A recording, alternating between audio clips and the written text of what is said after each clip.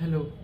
So I am Yash Sharma, CBSE class 10th grader. और आज है 19 फरवरी और कल मेरा साइंस का एग्ज़ाम है। और अभी मैं बिल्कुल भी प्रिपेयर नहीं हूँ उसके लिए। मतलब अभी अगर पेपर देने के लिए बैठ गया ना, तो फिर मेरे बहुत ही कम मार्क्स आएंगे। मेरे को शुरुआत में तो लग रहा था कि अब मुझे इंग्लिश के पेपर के बाद इतनी सारी छुट्टियां मिली हैं तो मैं काफ़ी ज़्यादा अच्छे से तैयारी कर पाऊँगा, बहुत अपना एकदम 100% दूंगा। पर 15 तारीख को मैंने पूरा दिन अपना बर्बाद किया पेपर देने के बाद। इंग्लिश का सारे टाइम स्क्रॉलिंग करी और बस ना तो मैंने अपने को रेस्ट दिया, बस अपने दिमाग में कंटेंट कंज्यूम करता गया, जिससे बहुत ही ज़्यादा बेकार हालत हो गई मेरी। और फिर 16 तारीख को मैं ज़्यादा कुछ नहीं पढ़ा था, 17 भी ऐसे ही निकाल दी। और फिर कल मुझे रियलाइज़ होता है कि मैंने अपनी इन 4 से 5 दिनों की छुट्टियों में बहुत ही कम पढ़ाई करी है। और मतलब पता नहीं क्या हुआ कि मैं अपना पूरा 100% दे ही नहीं पाया। और अब बहुत ज़्यादा डर लग रहा है। और ये वीडियो बिल्कुल भी स्क्रिप्टेड नहीं है, तो फिर बीच में थोड़ा बहुत इधर उधर चला जाऊँगा, तो देख लेना। अब मैं अपना चैप्टर्स की बात करता हूँ, मैंने क्या क्या किया। 16 तारीख को मैंने केमिस्ट्री के रिवीजन की देखी थी और मुझे समझ में नहीं आ रहा था कौन से टीचर की देखनी चाहिए। देखो, मेरा पूरे साल का है ना, मेरा कोई भी एक टीचर फिक्स नहीं था। मेरे को जो चैप्टर जिस टीचर से पसंद आता था मैंने उससे पढ़ा है। मैंने फिज़िक्स वाला के सुनील सर से केमिस्ट्री भी पढ़ी है, समृद्धि मैम से भी पढ़ा हूँ, रक्षक सर से भी पढ़ा हूँ, और ऋतिक सर से भी मैथ पढ़ी है, उशांक सर से भी पढ़ी है, शोभित भैया से भी पढ़ी है। साइंस मैंने प्रशांत भैया से भी पढ़ी है, आशु सर से भी पढ़ी है साइंस। और कौन कौन से टीचर रह गए, और मैंने शुभम पाठक मैम से भी पढ़ी है। तो मतलब मेरा तो पूरा साल ऐसा ही रहा था, मेरे को जो चैप्टर समझ में आता था जिस टीचर से, उससे मैंने पढ़ लिया था। पर लेकिन लास्ट टाइम पे पूरा यूट्यूब हमें पढ़ाने के पीछे लगा हुआ है, पर हम इतने ज़्यादा कन्फ्यूज़ हैं कि अब हम किससे पढ़ें। तो मैंने ना फिर लास्ट में डिसाइड किया कि अब मैं नेक्स्ट टॉपर से ही पूरा पढ़ूंगा। मैंने इंग्लिश भी उन्हीं से कंप्लीट करी थी और साइंस में प्रशांत भैया की मैराथन देख रहा था। प्रशांत भैया की मैराथन देखता था मैं, प्रशांत भैया की मैराथन देखी। फिर अब मैं क्वेश्चन प्रैक्टिस कैसे करूँ, क्वेश्चन प्रैक्टिस मैंने क्वेश्चन बैंक उठाई अपनी 1 शॉट वाली, तो उसमें से मुझे क्वेश्चन ज़्यादा समझ में नहीं आ रहे थे, तो मैंने वो फिर छोड़ दी, ऐसे ही टाइम पास चला गया। ठीक है। फिर अब मैं चैप्टर्स की बात करूँ कि मेरे कौन कौन से चैप्टर अभी कंप्लीटेड हैं। तो केमिस्ट्री में अगर हम बात करें तो फर्स्ट वाला चैप्टर कंप्लीट है, सेकंड वाला चैप्टर रिवीजन हो गया है पर मैंने उसके क्वेश्चन सॉल्व नहीं किए हैं।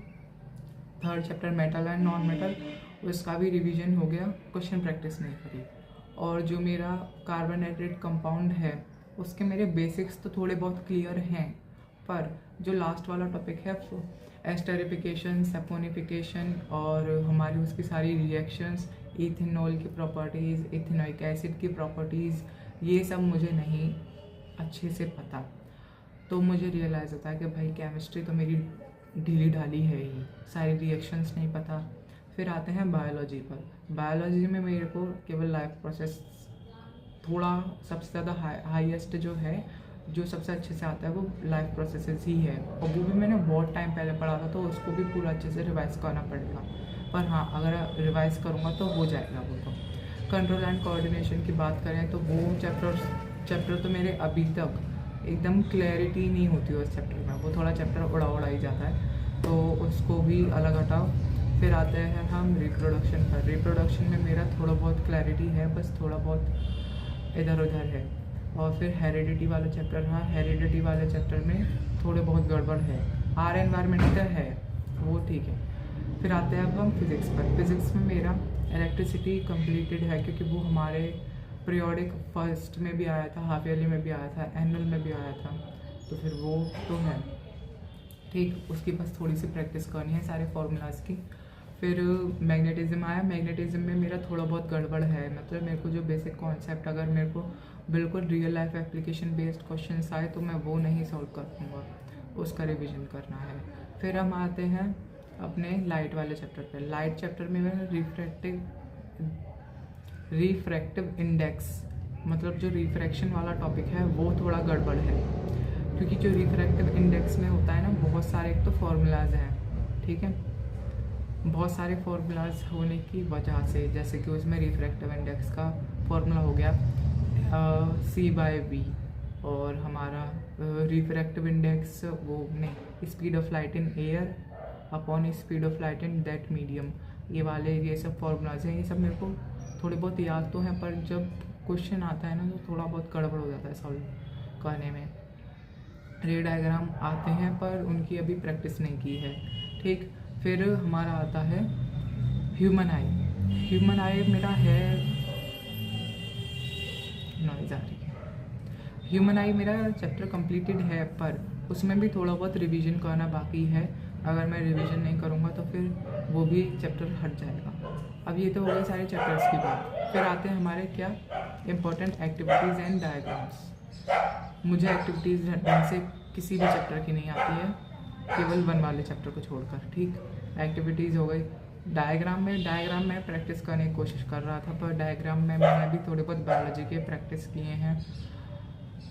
Male reproductive system, female reproductive system, plant वाला, फ्लावर वाला, और हमारा स्टोमेटा का, और हार्ट का, और नेफ्रॉन का तो नहीं आएगा, और हमारा वो हो गया एक्सक्रीटरी सिस्टम का। ये सब डायग्राम मैंने प्रैक्टिस कर लिए हैं, एक बार बना के देख लिए हैं।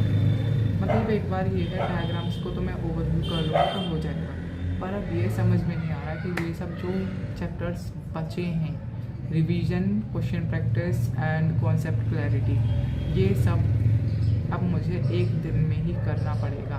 मतलब पूरा एक दिन भी नहीं है मेरे पास अभी बज रहे हैं पूरे 2 बज रहे हैं 19 तारीख के। तो अब मेरे पास बहुत कम टाइम है, अब पता नहीं कैसे पढ़ना है।